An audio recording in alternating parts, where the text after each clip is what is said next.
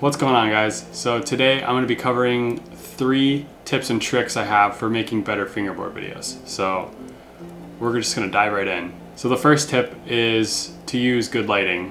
Whether you're inside or outside, having good lighting in your video is going to make it way better. If you use slow-mo, it's good to have a lot of light. It'll make your footage look a lot better. So if you have a desk that has a window by it, definitely try to film when it's bright and there's a lot of sun coming through it. You can always go outside and find a cool spot to make a video. That'll help you have good lighting. If you're stuck inside or if you're filming at night, I film right here a lot of the time, so a lot of times I need to use lights to make it look nice in here. So if you guys have a desk lamp or any kind of lamp, that'll be good. Even if you have 2 lamps, maybe go grab the other lamp for when you need it. Or else you can buy some lights too.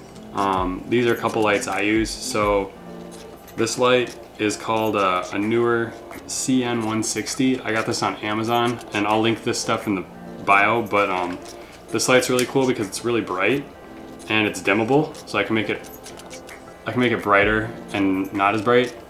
And what I usually do is just like set it up like a foot away, and you can like just prop it up like this, and I don't have the right stuff to prop it up, but you can just kind of prop it up, shine it on your obstacle like this. You can put it on a book or something.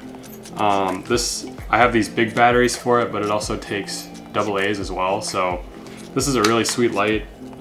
You could honestly just use this light if you only wanted one light. What I'll do sometimes is I use that light, and then I have this other light too that's called it's an Aperture AL-M9.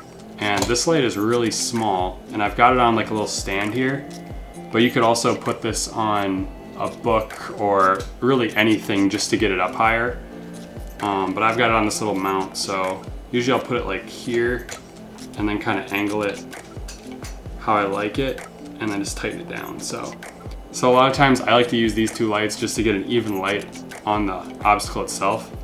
And then I keep them probably about a foot away off the ledge. So this probably looks weird from your guys' view right now, but from a normal camera view, if you're filming, this will help it look really good and have it nice and evenly lit.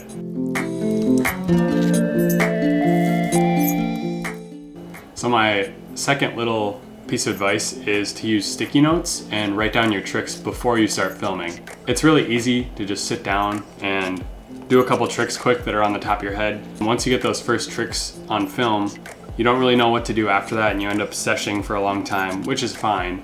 But then maybe you end up, burning a couple hours just trying to think of what to do on camera.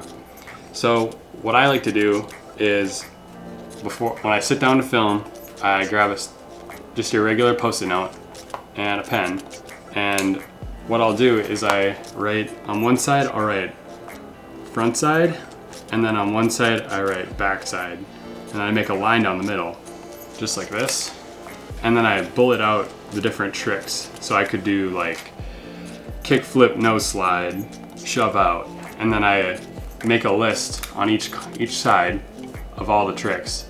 And then when I'm filming, I keep that nearby, and then whenever I draw a blank, I can look at my list and I know a trick that I can try next. So I'm not sitting here just trying to figure it out as I go. My third piece of advice for filming fingerboard videos is to just get creative and switch things up. Placing your camera in different angles. Maybe a trick looks better if you're doing the trick towards the camera, or maybe it looks better if you're doing it away from the camera. So just experimenting with stuff like that and finding what looks the coolest. Maybe some of you guys have fisheyes, like for your phones or for your camera. That's a great way to kind of mix up your shots a little bit and keep it interesting and different. I use my fisheye all the time.